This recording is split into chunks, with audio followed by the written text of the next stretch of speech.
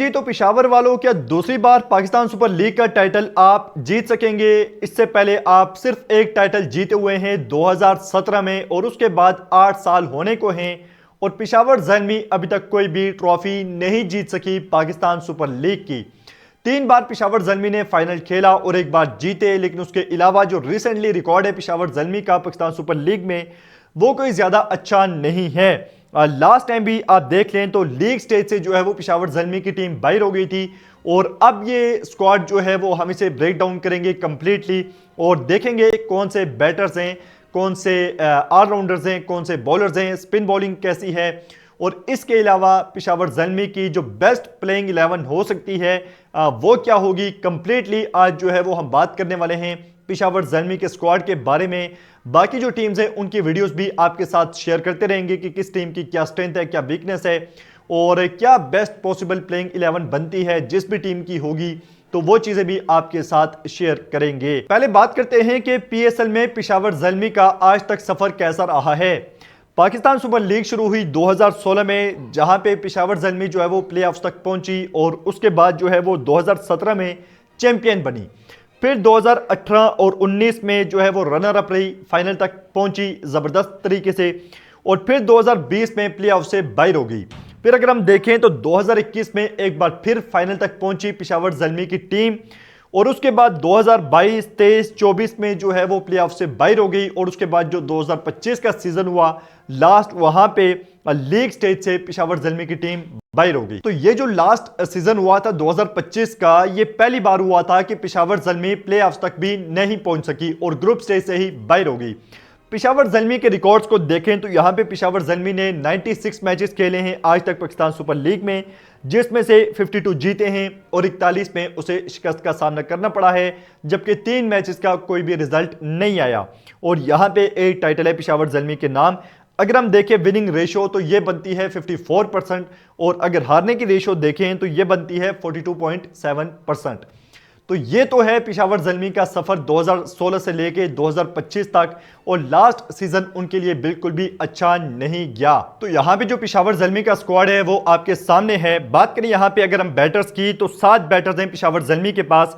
Babar Azam, Abdul Samad, Mohammad Haris, James Vince, Kusal Mendis, Mirza Tahir Baig और फरहान यूसुफ, ये 7 batters हैं पेशावर ज़ल्मी के पास। अगर हम बॉलर्स की बात करें तो यहाँ पे सुफियान मुकीम, खुरम शहजाद, अब्दुल सुबान, नाहिद राना, अली रज़ा, इसके साथ साथ शाहनवाज दानी और टैमल मिल्स, ये अभी तक शामिल हैं पेशावर ज़ल्मी की जो बॉलिंग है उसमें। और अगर हम यहाँ पे देखें ऑलराउंडर्स को तो ऑलराउंडर्स में पेशावर ज़ल्मी के पास हैं आरन हार्डी, आमिर जमाल, खालिद उस्मान, ब्रेसवेल और इसके अलावा इफ्तिखार अहमद। अब यहाँ पे अगर हम स्क्वाड को देखें तो पेशावर ज़ल्मी के पास बैटिंग की ठीक ठाक पावर है, क्योंकि Babar Azam, Abdul Samad, Mohammad Haris, James Vince, Iftikhar Ahmed, Bracewell, तो बैटिंग लंबे जो है वो बैटिंग लाइनअप यहाँ पे पेशावर के पास होगी।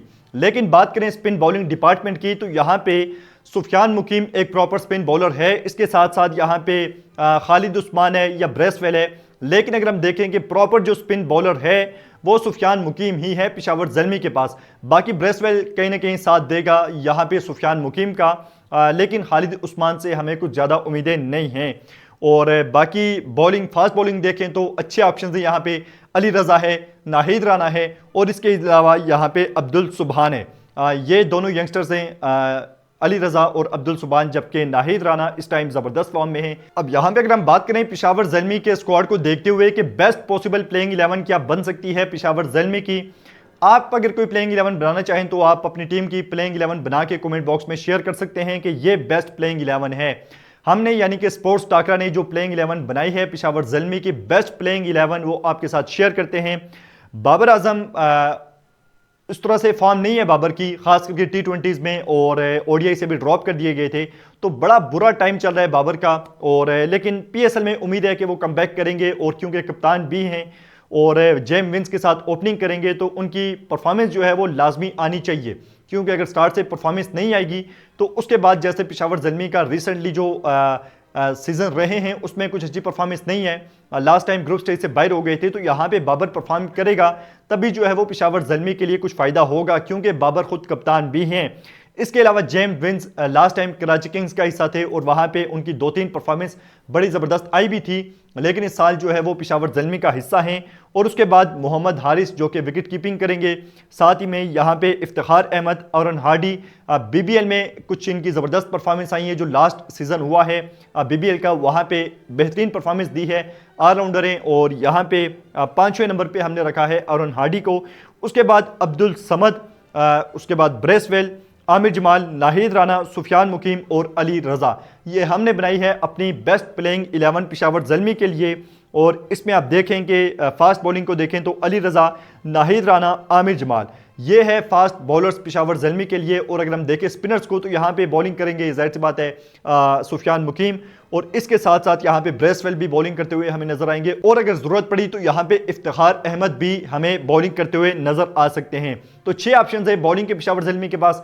बैटिंग ठीक ठाक है, ऑलराउंडर्स भी हैं। तो जो स्क्वाड था पेशावर ज़ल्मी का, या जो प्लेइंग 11 थी हमने बनाई, वो आपके साथ शेयर की है। आप इस पेशावर ज़ल्मी के स्क्वाड को 10 में से कितना रेट करेंगे वो आपने कमेंट बॉक्स में लाजमी बताना है।